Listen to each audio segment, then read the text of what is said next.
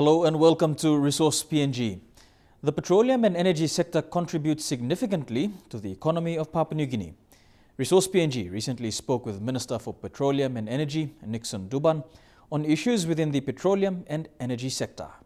Hello everyone and welcome to Resource PNG. Today we have Minister for Petroleum and Energy, Mr. Nixon Duban. Thank you for coming. Mr. Duban, you've been appointed Minister for Petroleum and Energy for 10 months now. What areas have you been concentrating on in this time? Within the last 10 months, the first project that I went to work to try and get it done was the Stanley Gas. The Stanley Gas project was one of the sustaining projects that needed a petroleum development license to be granted. So I took it to cabinet and eventually a petroleum development license was granted. And after that, I sanctioned a review on all the petroleum licenses. There are brackets of licenses that we did reviews on. We've got the petroleum prospecting license, the petroleum retention license, petroleum development license, petroleum facility license, and the pipeline license. Those are very important licenses that have been issued to various oil and gas companies. And I have noted from my short term as a minister, I thought a review was necessary, and we have, as a result, conducted the review and almost completed all the reviews. And we have exposed a huge problem with all the licenses that are now being currently addressed. And that was the main area of my focus, and improving the licensing condition for 2014 and in 15. Looking at another LNG project in terms of Elk Antelope and the small LNG projects also, and also became the main focus for me as minister. Minister, at the 13th PNG Mining and Petroleum Conference, you discussed some of the findings of the review into the petroleum license system. What are the key messages you wanted the investors to take back with them? The outcome of the review is very important to the industry. Industry has spent a lot of money in terms of doing exploration, and the choice of Papua New Guinea as an investment destination are fully appreciated. We don't want to cause any inconvenience to those who are, seeking, to put their money in our country. As a government, we are obligated to maintain the status quo regulations, and the industry is a huge industry in terms of its global impact, and PNG, being an LNG exporting nation, must now step up its standards and practices, and we have to be seen to be a country that people who want to come and make business in our country must treat our laws seriously, and if they don't, then we don't allow them to make business, because that's the only way you raise money for the country. And licenses that have been issued should be issued to serious players, and those who are capable, those who have the capacity, and those who are able to complete their work given the duration of the licenses. Licenses must not become just mere documents for people to own. There's a terminology that they use called warehousing, and that has become the norm of the industry, where people take licenses and they keep them as long as they can. And those licenses are now becoming the target of this exercise, to be asked as to why they were not fully developed. One of the key points was compliance. How important is compliance? Well, basically the department as an institution and also as a regulator must understand the work programs that these people who apply for licenses have submitted, and whether they've actually undertaken or not. And under the law, they are obligated to inform, update, and advise the government on a yearly reporting arrangement and the money plan, whether they can complete their work on time or not. In very rare circumstances, you allow variations. The variations, unfortunately, have been sought through the board by many companies that I feel that they've taken advantage of that arrangement in order to just keep on keeping the license. And so I placed a stop to the secretary and to the board that the variations are not going to be entertained anymore. What about penalties? You discussed penalties. Penalties are huge, you know, and those penalties are being discussed. There are a couple of ways to deal with those companies. We have given default notices, and it is up to the companies to ensure that they fix their penalties. And in the event that they fix their penalties, and it is of the board's view that they have not done the right thing, they will still lose their license. Again, we have every reason to believe that those who know our laws well and have not complied are not supposed to hold their licenses. And those are companies that know that they will lose their licenses. We will ensure that those licenses are returned back to the board and made available to those who are legitimate and serious. Now, can you give us an insight to the Oil and Gas Act? Any amendments in this area? Well, the Act at the moment has not gone through any review. I am sanctioning a quiet review, which will legitimize some of those provisions in the project agreements that have been undertaken quite recently. For instance, you make reference to the domestic gas. That has become an issue which most gas companies would not want, but for the interest of our country we must demand. And the way to do it is to legitimize that request or requirement. It has to be part of the Oil and Gas Act. Recently for the Stanley gas we have asked for 15% domestic gas to be made available, and this is a new concept. We need to legitimize that provision in law, and also we need to also review certain of the state equity and also landowners' equity. We have to look at how our people, we are a growing nation, you know, and our population needs to be taken care of, and benefits derived from their resources must be adequately spent and given back to our people. You're watching Resource PNG. Don't go away. We'll continue our discussion with Minister for Petroleum and Energy, Nixon Duban, right after these messages.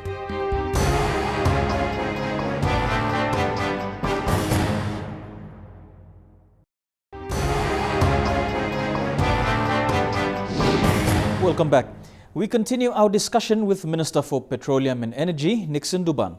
In this segment, the Minister speaks on reviews to the Oil and Gas Act and also gives us an insight into his expectations from the petroleum and energy sector. Now, Minister, while on the Oil and Gas Act, is there anything we can learn from the Mining Act for our landowners? Well, if I tell you this, I might stir up a big debate, but I'll just make reference to the equity. You know, the equity in the Mining Act has gone up to 30%, when for the Oil and Gas Act we are up about 22.5. So there's a bit of interest there for me to discuss further with the review team, and I have to seek concurrence from the Prime Minister, and of course some consultation needs to be done. But I think we can work on those. The mining laws and the petroleum industry are not related, so comparatively speaking, you can't just draw from the mining and try to make a quick conclusion as to whether that should be applicable also. We'd rather stick to the Oil and Gas Act as a separate law and look at how best that can be improved. You think this would be any problems for our investors? Well, Papua New Guinea is an independent nation. It makes its own laws and it has to support our people. We must be mindful of the kind of perception that we create also for international investors. So you need a balanced approach. And in order to maintain the integrity of PNG as an investment destination, we promote a conducive environment for business. Laws must be made in the interest of our people, but it must also take the developers' interest as well. Now we talk GDP. How much growth have we seen in GDP for our country since the LNG project? Well, we have gone through a lot of debates regarding the benefits of the LNG. As far as I'm concerned, I think the export revenue has already impacted the economy. The flow-on effect has already given us an indication of next year from 6%, we're going up 21%. So a massive 15% increase. So that's an indication of the revenue derived from the LNG exports. We are at the early stage. We're hitting a couple of markets like China now. So you can expect a huge impact on the revenue, which will keep on pushing the GDP further up. There are people who can come out and make the commentaries about our country's inability to cope with all this development. But I tell you what, these challenges are very positive, and GDP will go up. Projections have been made well before the project, and I'm glad to say that the projections that have been made are correct. And now that we've got elk antelope coming up, you can tell that the number of benefits that will come with the PNG will triple the GDP. Those are things that will happen eventually. It's a matter of time. Now, with the triple of growth in the economy, what do you project in the next few years? Well, decisive leadership and in terms of managing the sovereign wealth fund and managing the benefits from those projects are key, policies that we as a government must try and maintain. I think that the benefit that will be derived from those projects can maximize the development returns. PNG might be able to cover a lot of its development problem. It only needs a good government. At the moment, under the leadership of the Prime Minister, he has provided the leadership and the guidance that a country like PNG will indeed be very privileged to have. And I see a lot of potential in other leaders also. But the government that the current Prime Minister is actually administering is a government that has made a lot of difference. And I think that's the kind of government that you need to stay on to manage the interests of our country and ensure that the development that we see are equitable, fair, and our people are able to participate also in the nation building process. Now, other than the licensing system, what other messages do you hope we can take away from this 13th PNG Mining and Petroleum Conference? Important message in terms of licensing condition is that the review has given us a clear indication of the failures of the past. The lessons learned have already been captured well. We will now move to impose the new measures that we have mentioned in the conference. I know the license holders will not be happy, but that is not a case at this point in time to be for us to feel sorry about. Those who make business in PNG have been there for a long time. They understand the Oil and Gas Act well. They understand the requirements of the departments and the institutional capacity that the department has provided in supporting them to acquire licenses has not been fully appreciated. Then you have people who are listed on the stock markets who are just speculating and making money and not putting a drill into the work of exploration, doing seismic studies. They're speculating and making money without doing any work, and they don't even have the office in Papua New Guinea. So those people will have to get rid of all of them. They can take it from me as minister. We will be very stringent, and those who are happy to go and take licenses as and when they please, the time has come for them to surrender all those licenses, and we will use the board's powers to ensure that those are done promptly. You're watching Resource PNG. After these messages, we speak with ExxonMobil PNG Managing Director, Peter Graham.